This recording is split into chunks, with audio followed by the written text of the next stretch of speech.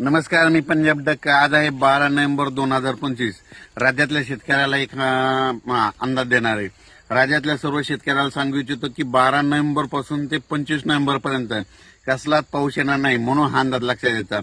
राज्यातल्या सर्व शेतकऱ्याला सांगू इच्छितो, पूर्व विदर्भ, पश्चिम विदर्भ, दक्षिण महाराष्ट्र, उत्तर महाराष्ट्र, कोकणपट्टी, खानदेश जवळपास 15 दिवस कुठंच पाऊस पडणार आहे. फक्त थंडी मात्र तीव्र राहणार आहे, म्हणून हा अंदाज लक्षात घ्यायचा.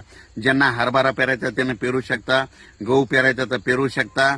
वीट उत्पादकासाठी आनंदाची बातमी, कारखानदाराच्या लेबरसाठी आनंदाची बातमी. राज्यात काही पाऊस येणार नाही, म्हणून हा अंदाज लक्षात घ्यायचा.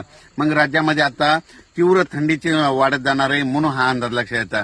राज्यातल्या सर्व शेतकऱ्याला सांगू इच्छितो की राज्यामध्ये बरेच असे मेसेज मला शेतकऱ्याचे फोन येलेत, पाऊस येणार आहे का. मी सांगितलं राज्यात आता तरी सध्या तरी पाऊस येणार नाही, म्हणून हा अंदाज लक्षात द्यायचा. सांगायचं झालं तर थंडीची लाट कशी राहणार आहे. उत्तर महाराष्ट्राकडून थंडी, उत्तरेकडून वारे येत असल्यामुळे उत्तर महाराष्ट्राकडे थंडीचा जोर जास्त राहणार आहे. नाशिक जिल्हा, नंदुरबार जिल्हा, धुळे जिल्हा, जळगाव जिल्हा, इकडं बुलढाणा जिल्हा, अकोला जिल्हा, अमरावती जिल्हा, वर्धा, नागपूर, भंडारा ह्या पट्ट्यामध्ये थंडीचा जोर वाढत जाणार आहे. तिथून ती थंडी अशी खाली खाली सरकत येणार आहे.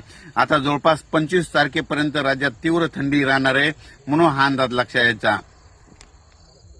आणि राज्यातल्या सर्व शेतकऱ्याला सांगू इच्छितो, ज्यांच्याकडे तूर आहे ना, तर तुम्ही सांगतो आता ह्या म्हणजे 15 दिवसामध्ये धुके आणि धुरळी, विदर्भात धुरळी म्हणतात, तर तुरीला 3 औषध मारायला पाहिजे. एक बुरशीनाशक मारायला पाहिजे, चांगलं कीटकनाशक मारायला पाहिजे, आणि त्याच्यानंतर सूक्ष्म अन्नद्रव्य देखील मारायला पाहिजे. म्हणून कशामुळे की तुम्हाला सांगतो की बुरशीनाशक काय होतं की यावेळेस धुळी आल्याच्या नंतर हे जे फुलं हे गळून जातं, म्हणून चांगल्या कंपनीचं बुरशीनाशक मारायचं.